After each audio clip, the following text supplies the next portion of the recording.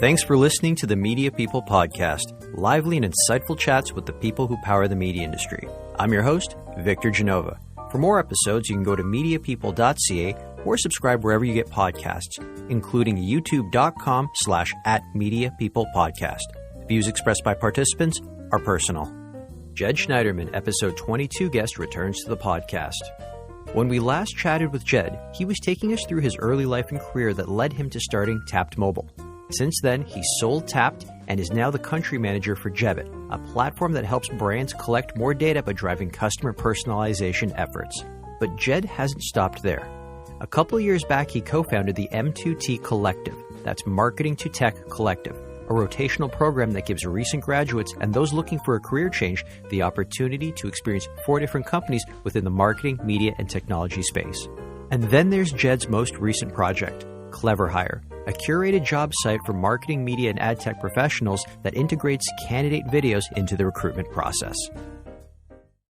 If you go back to 2017, you may or may not recall that Apple announced significant changes that were often referred to as IDFA changes, and that was device tracking. Google also announced changes to cookie tracking, what was otherwise referred to as the cookie apocalypse. When we heard both of those announcements, we knew it was going to be much harder to operate a mobile business. You may or may not recall Tapped specialized in a lot of location-based advertising, polygon targeting, and we knew that with the deprecation of the cookie and deprecation of other forms of mobile identifiers, that it was going to be much harder for us to compete. Eventually, there was a great fit found between us and EQWorks, a company that had great data and great technology. And we felt that the combination of those two companies would ultimately set us up for better long-term success. What was it like the day the deal closed and you were no longer the owner and you had completely exited? Like you wake up that morning and for the first time in a number of years, you are not responsible for a company, let alone a team. So, Victor, I'm going to turn the tables on you. Have you ever built and sold a business? Never, no. Oh, okay. It's a great question. There is a tremendous amount of relief because the process of selling a business tends to be much longer and more involved than one would imagine. This is the first time that myself and my business partners had sold the business. And so there was a sense of relief in that we had crossed a finish line, we hit a milestone, and we were very pleased just to get the deal done. So there was a sense of both relief and accomplishment at the same time. And then the analogy that I like to use for those that are old enough to remember the original Vacation with Chevy Chase and Anthony Michael Hall. And Chevy Chase takes his son to the top of the Grand Canyon and they go, "Look, Rusty, there's the Grand Canyon." They bob up and down and then they leave. That's sort of the other feeling that we had, in the sense that we sold the business, but there was a lot of work to integrate the business. There was a lot of work to make sure that our core thesis around bringing these two companies together. So you had the sales and marketing expertise from Tapped Mobile, a fairly well-known and well-respected entity in the industry. And then you had a company like EQWorks that had great tech and great data. And so while we got the paperwork done, there was still a tremendous amount of work to be done to fully integrate the companies and to ensure that basically the combination of the two companies yielded something greater than just the sum of its parts. So there was relief and joy of getting the deal done. And then there was a short pause and then, okay, let's go bring these two companies together and gear up for all the hard work. So hopefully that answers your question. At what point during that process do you start to think about what's next for Jed Schneiderman? That's a great question. There's probably 2 ways of looking at it. It's not uncommon for businesses to have earnouts. So there is a timetable and there are certain milestones. So that drove one aspect. We had an earnout and we had to fulfill that earnout in order to sort of maximize certain financial conditions. So from that vantage point, things were fixed. And then I think there's just the stuff that happens while you plan. And so, when we were done our earnout, which coincided roughly 2 years after we had sold the business, I had been in mobile advertising for about 9 years. And I think at that point, I was ready for a new challenge. Mobile advertising was and is still sort of near and dear to my heart. But it did feel like there wasn't a ton of change and there wasn't a ton of innovation going on in the space. And as I alluded to earlier, there were big changes happening from some of the large tech players. And at that point, I started to say, are there interesting companies? Are there interesting people out there? And I started to, field calls from people and read a little bit more. And ultimately, that sort of led me to my next adventure. Was that next adventure Cognitive Corporation? It was. And how did that come about? Because you were their VP of business development. I mean, that came about because I was fortunate enough to meet the chairman and founder of the company. He's a well-known Canadian tech entrepreneur. He had founded a company over 20 years ago that still exists today, and had a really interesting vision around something that I thought was worth exploring, and that was collaborative commerce. And so the idea there was, again, building what we've already discussed, but challenges of brands relying on rented or third party data. How could they take some of their own data and collaborate with other brands? And it was an ambitious and bold idea. It was a global company based out of Canada, and those opportunities are somewhat harder to find. And I was just really intrigued by what I thought would be the next wave of marketing, and that is brands collaborating with one another. And your move to Cognitive and even the exit from Tapped happened during the pandemic. You're trying to exit from one company or facilitate the sale of something you started during the pandemic and then trying to move into a new career, a new position, again, while the world is, I don't know, shut down, partially shut down. You really didn't know. It was kind of month to month at that point. Yeah, I mean, again, it's an interesting question. I mean, I think there's probably a couple ways of looking at it. One is, people still recruit other people, people sell ideas to other people, whether it be in person or over Zoom or some form of remote technology. When I had left EQ and joined Cognitive, this was still well within the first year of the pandemic. So this was roughly month 7 or month 8. So at that point, most of us didn't have a line of sight to when the pandemic was going to end. And so I basically just embraced what it was, and so was able to still meet a couple folks in person, but largely do things remotely. And I think at that point, as much as marketers like to rely on data, at some point you just trust your gut. And I felt like I had met good people. I felt there was like a sound business idea. I felt there was a good business plan. At that point, I simply embraced life during the pandemic and did, probably most of my investigation, most of my interviewing remotely or over Zoom, and then just a little bit in person. So I was fortunate that I did get to meet a couple of people in person. And by the way, complied with all of the COVID regulations at the time. Oh, absolutely. No one's saying otherwise. Did you find us, honestly, it's not like the British press who are going after members of the British government right now that broke lockdown protocols. When we started to come out of the lockdown and I had to go to, say, conferences, I went to my first one just a little while back, and I was doing in-person meetings. I felt I was a little rusty. Like a lot of those soft skills and interpersonal skills that you develop as a sales rep, just being able to read the room during a meeting, just being able to present, being able to react to people's expressions. I felt that a lot of that stuff had kind of gone away and I had to relearn that. Did you find you were a little rusty when it came to just in-person communication? Yeah, is this where we both admit that when we were in person with folks, we actually couldn't multitask, that we actually had to focus on the other human being in front of us? Um, Yeah, we could put that. Yeah, that's part of it. It's just little things like small talk. Things were slipping away. Those kind of soft skills that we take for granted that are so easily developed and refined in sales over and over again just kind of weren't there. On the flip side, I will say that I was never good at video calls and the pandemic made me better at them. yeah, so why don't I pick up on both those points? I think point number one is when we came out of the lockdown and we came out of some of these pandemic restrictions, what I found, and maybe this is something that you're touching upon, is that I was interacting with folks for the first time in 2 to 3 years. And so you didn't have that same sort of relational equity or that relational familiarity, having seen them in the office, seen them out on the street, having seen them at an industry conference. So I felt I was rusty only in the sense that I was reintroducing myself to a lot of these people.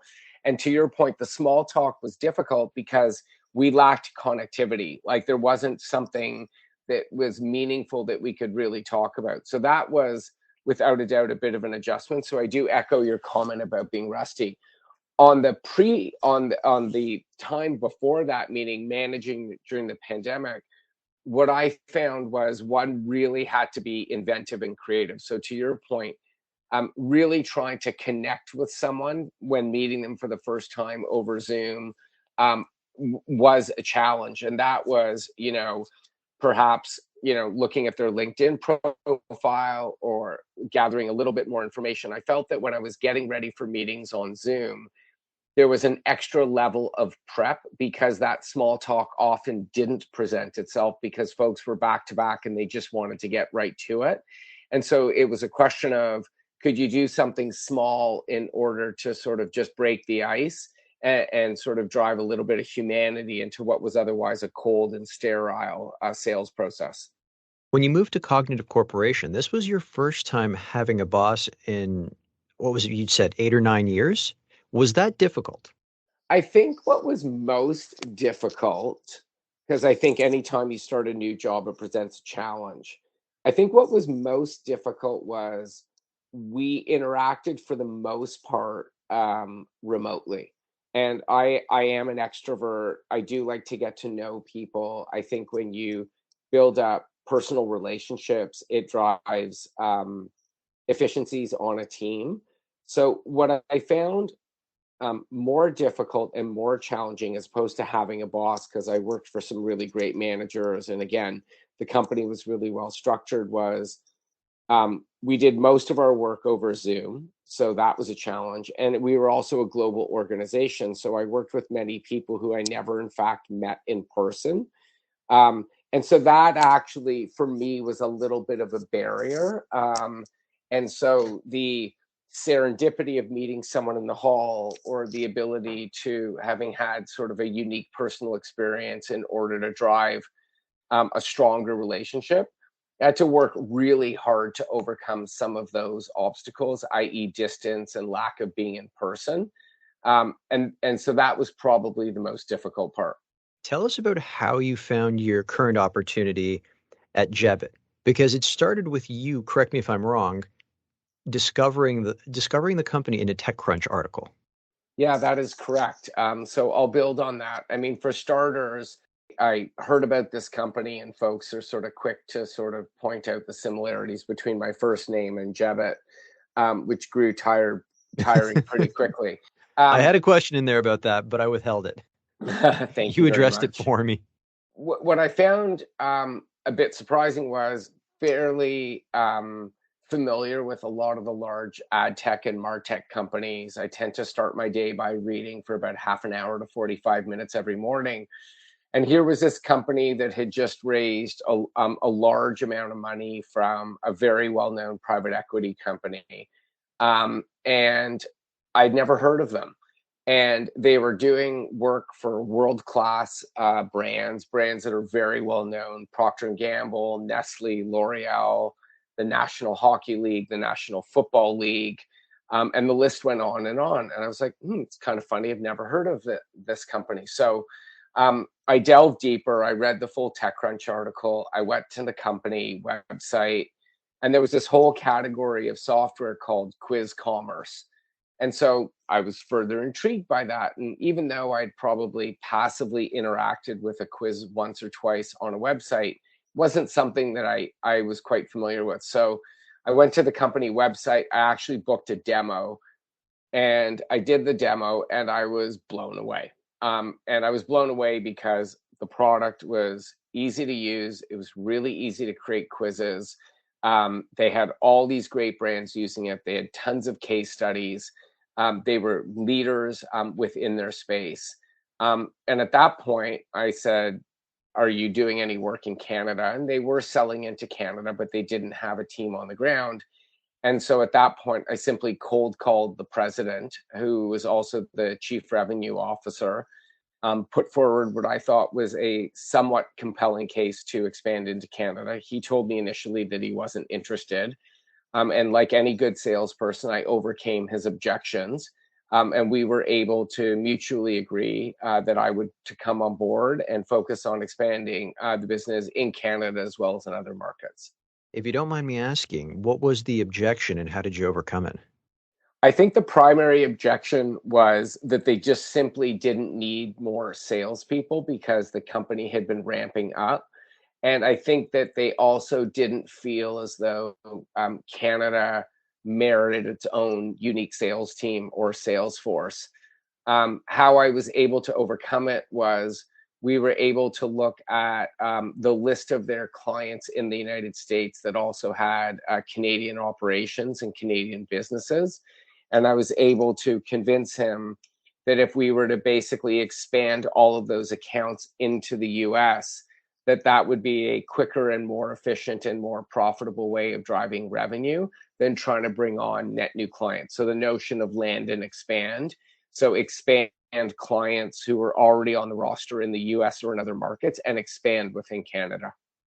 Speaking about surveyed data, when I was doing media research years ago back in university, one of the things they taught us was beware of any sort of bias that your sample size or your respondents might have. Basically, they were saying that if this is potentially an incentivized survey, or if, say, for example, you have some sort of relationship with the person participating, they might try to give you the answers that you think you're looking for.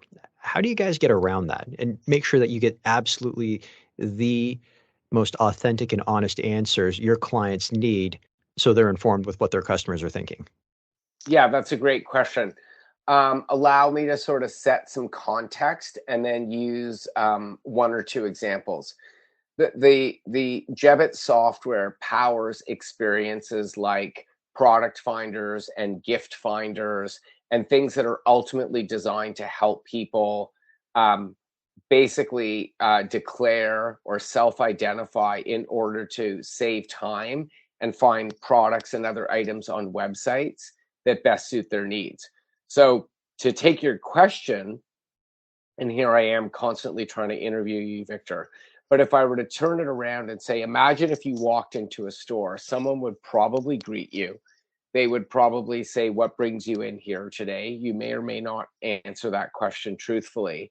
And if you do tell them, and there is like further discussion or further exploration within the store. So you could imagine walking into a store, someone says, what are you here to do today? They say, I'm here. You say, I'm here to buy a gift. Great. Is it for yourself or someone else? They might then say, if it's for someone else, is there a special occasion? What's their gender? What's their age? Do you have a budget? Does the person have a preference? They'd ask you half a dozen questions. At that point, what they would do, ideally, if they're a good salesperson, is they would walk you to the section of the store, or they might even bring you out one or two items. That's really what Jebbitt is trying to help brands do. So it is, while it is about collecting data from consumers, the majority of the Jebbitt experiences don't have a financial incentive. And so the reality is there is no incentive slash disincentive for a person to offer up truthful answers because it's really about helping them find the right product across any category and ultimately save them time. And that's the benefit to the consumer. And that is typically why they tend to answer truthfully. So if I had to summarize that, it's like bringing order to the curation process because there could be a lot of chaos behind that if someone is having trouble making up their mind. Yeah, I mean, my own personal point of view, this is not a corporate statement. This is my own personal point of view. Most websites aren't great. It's no different than like walking up and down an aisle at a store looking for the item that you'd like. And I true again, these are my own beliefs, but I think that most websites force consumers to do a lot of the heavy lifting. What this software does is it recognizes that and it helps brands sort, or as you say, curate through like a ton of different choice, get the item that they want, it's decision support, and it's decision support that helps you save time. And ultimately, if you can not only save a person time, but actually help them find the right item, then there's a whole bunch of benefits that flow from that. So you have lower returns, you have a more satisfied consumer or customer, you probably drive better brand affinity, and you probably drive better repeat purchase. And in a lot of cases, what we see is that the basket size is much higher as well, because people just have a good online experience. When you made the move into, is it safe to say that Jebbitt is more of a SaaS play than a media play? Jebbitt is a SaaS platform. A SaaS platform. Okay, so SaaS platform sales, far different from what we're used to in media. Media, you could have a bunch of contracts coming in, a lot of quick kills, a lot of instant gratification from it. But SaaS, from what I understand, it's far more of a long play. If that is the case, or if there's any truth behind that statement, was that a bit of an adjustment, knowing that the sales cycle is going to be far more different? Like maybe the contracts are far more lucrative, but there'll be fewer of them versus, say, smaller and more frequent contracts that you might have had from your media sales days. It was an adjustment. And so the two adjustments that I had to make were, one, I had to adjust my own expectations about the length of the sales process, as you rightly called out. So I had to retrain myself in order to understand and better predict how long it took to go, how long it would take to go from a first meeting to a second meeting. And so I did have to adjust that. There was a lot of internal and external benchmarking. And the second key adjustment that I had to make was to become a better salesperson and ask more questions up front. So as I alluded to earlier, the prep for a SaaS call is much different than a media call. You're typically not getting an RFP, which means you have to gather a lot of information. You can go to a website, you can do some sleuthing, you can read a lot of information that's in the public domain about a company. You really had to go in prepared, because the more prepared one was, the better a call would go, and therefore the quicker the sales cycle and the sales process would typically play out. So those were two pretty big adjustments. And then the third, which is more of a generalization, is that oftentimes a media salesperson has status equivalency, meaning they often are selling to someone who understands and who can make informed choices about the media solution. Typically, the person working for a media property or tech company knows more than the buyer about that product. But oftentimes they're informed about actually how to buy the product. In SaaS, sometimes you were introducing quiz commerce to a brand for the first time, meaning you were suggesting that they run a Jebbitt experience on their website, and they'd never run a survey before, or they had never run anything interactive. And so you have to educate them on the merits and the benefits of it. And in other cases, you might be selling to someone who is using a competitor, in which case they were highly knowledgeable, but you have to key in and focus on where, in this case, Jebbitt was either better or unique or more powerful than the solution they were using. So those three adjustments, or those three differences, are probably the biggest ones between media and SaaS. I want to talk about a couple of other things that you've been heavily involved in and were, I guess you could say, partners in as well. The first one is, and this started after we did our first podcast together, M2T, or the Marketing to Tech Collective. So what is that, and where did the idea come from? So the M2T Collective is a passion project. It's something that I'm very proud of. But I have multiple partners in crime on this. Alistair Taylor, who is today the CEO of Publicis Media in Canada, Diana Liu, who's the country manager for LinkedIn, and John Hillis. The idea came about to the four of us, essentially, was when I started Tap Mobile. I was surprised by a lot of industry behavior. So when I started Tapped in 2011, I had never sold media. I had been in the marketer chair for quite some time. So I had bought media, I'd worked with media agencies, but I had never sold media and technology solutions directly to media agencies. So notwithstanding the fact that a lot of media professionals were very good at their craft, what I observed was that most had only ever worked in media agencies. Most, again, is very subjective. I don't have a number to really quantify it. But what I hypothesized, or what I theorized, was that I thought media professionals would be better. Media agency professionals would be more empathetic, more knowledgeable if they had actually worked in other companies, if they had worked for a publisher or a technology company, if they had worked for a brand, and a term that, Victor, I don't love, but had worked for a vendor.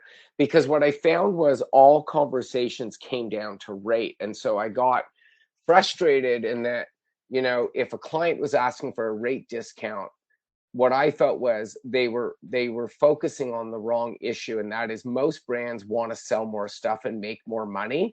And so if we could move the conversation away from rate, if we could better educate the entire industry so that it would be more collaborative, examples like not asking for creative to be swapped out on a Friday afternoon, or not asking for something to be optimized and then essentially reflighted just because it's digital. We felt that if folks could work at a whole bunch of different places, like the law profession has the articling program, and medicine has the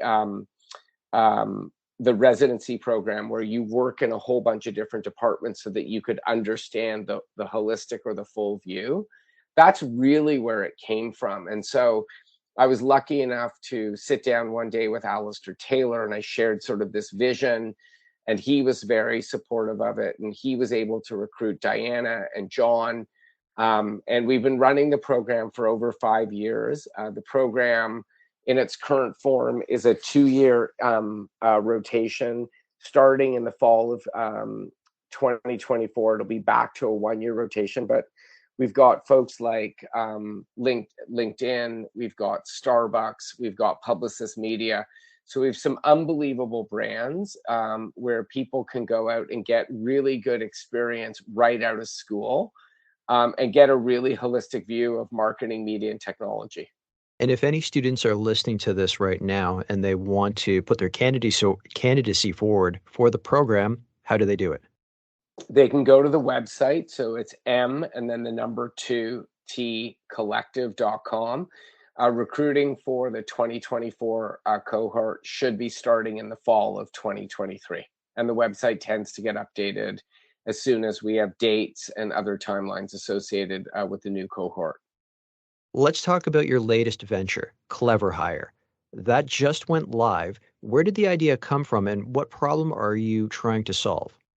I tend to draw Venn diagrams when I think about new businesses. So this came about from 3 insights. Roughly 2.5 months ago. So for those listening, we're recording this in July. I'm not sure when it's going to get aired. But in roughly May of 2023, when there was a lot of layoffs in the tech sector, I saw folks posting offers to help folks who had been laid off. And I felt there was a better way of helping. So folks were just generically offering, either advice or stuff like that. And I thought the advice was rather pithy and not that valuable. So one Sunday morning, I created a free job board. So I just scraped about, at the time, 41 jobs. I put it into a Google sheet and I kept updating it. And so over the course of about 2.5 months, the sheet peaked at about 550 jobs. Today, there's about 350, because once a month or so, I tend to remove the jobs that have been filled. And so it's been quite popular. It's had several 100,000 views on LinkedIn and thousands of hits to the actual sheet. And I think what it taught us was that a curated job board is valuable. So if folks know that a specific board has certain types of jobs, and folks that I'm connected with tend to know that I'm most interested in marketing, media, and technology and digital, a website like that could be popular. So we kind of proved that just by accident. The next thing that I saw, which was really interesting, was as I was building this job board, I started to get a little bit more familiar and curious about LinkedIn, Indeed, and Monster and other job boards. And what I noticed was a lot of these large job boards have what's called easy apply. So it's very easy for someone to apply for a job with just a few clicks, which means they don't have to customize their resume. They don't have to customize their cover letter. They can customize both if they choose to, but they don't have to. And so what I started to learn was a lot of jobs fill up very quickly. And the reason for that is a lot of job boards charge employers for what are called approved resumes. And so what I deduced was that companies have a budget for hiring. Once they get resumes that either hit or exceed their budget, they tend to either close job postings or remove them. So again, my own conclusion was that really recruiting has become a speed game. So if a job gets posted and if you don't basically apply for it fairly quickly, the job will often get taken down or closed, in which case you miss your window. So I didn't love that idea because if the best candidate was away on holiday or if they failed to see a job, it meant that basically they lost out due to factors beyond their control. The third insight and the third piece of the puzzle was going back to what we spoke about earlier with M2T. M2T has a video application as part of the process. And the notion there was a lot of us are doing M2T as a volunteer project, a labor of love, and we wanted high quality applicants. We didn't want to have to review thousands of resumes because we couldn't. So if you start to assemble these component parts that we've spoken about, HR managers have told us that they're getting a lot of applicants for job. That could be due to the economic environment, but it could also be due to this easy apply and other sort of norms around hiring. What we felt was that there's a yield problem in hiring. And what we mean by that is some stats that we've gleaned are the average job gets 120 applicants. The average resume is only looked at for 11 seconds and only 2% of people are interviewed. So if you look at all of the work that goes in for job seekers, if you look at all the time and energy that recruiters and companies and hiring managers put into finding candidates, it's rather inefficient. So Victor, I'll speak to you as a media sales professional. It's like bragging about a 2% click-through rate when the industry average is 1%. I mean, the reality is 98% of people are still ignoring your ad or not taking action. So really what we are trying to do is solve for a yield problem. So we are putting together a curated job board around marketing, media, technology, and all things digital. And we are going to, when someone applies, they can upload their resume, they can still upload a custom cover letter, but then they have to answer 3 to 5 asynchronous or one-way video questions. Employers get to choose those questions. They can rely on our help if they'd like. But the idea is these are 3 to 5 questions that you're going to ask anyways in the first interview. And what we learned from M2T was we don't get thousands of applicants because most people just don't want to take the time to answer, in the case of M2T, the video application, and what we believe for CleverHire will be the 3 to 5 questions. And that's a good thing. For those that are concerned about DEI and neurodivergent candidates, we actually think that a one-way interview is the best way for someone to show their true and their best selves. If companies want to give people the opportunity to re-record a question, if they want to give them several days to answer a question, in which case someone can prepare, we actually think that's a much better outcome for the hiring process. So we put it out there. We've already got thousands of people on a waiting list. Those are job seekers, and we're just in the process of assembling jobs, and we should be going live imminently. So if anyone listening to this wants to jump on that waiting list or learn more about CleverHire, where do they go? CleverHire.co. So CleverHire, one word, .co. And we've got a landing page up there, and they can just put down their name and their email address, and they'll get pinged as soon as we go live. Or if folks are listening to us post-launch, they just go to CleverHire.co. Jed, this has been a fantastic chat. The first time we spoke, I wasn't doing rapid fire questions. So this is your chance to do it. Are you ready for rapid fire questions? I am ready, Victor. Okay, the campaign you are most proud of. When I worked at Microsoft, the Bing Photo Contest, which was a collaboration with Walmart, we drove huge increases in Bing awareness and Bing market share, and also outstanding results for Walmart for their digital photo finishing business. Your favorite movie? One that I'm willing to admit in public, I'd say Best in Show with Eugene Levy and Catherine O'Hara. If Hollywood were to make a movie based on your life story, who would you want to play you? I'm going only based on visual recognition. Sadly, neither of these stars are with us today. Treat Williams, because someone once said that I looked like him. That was in my days where I had a full head of hair.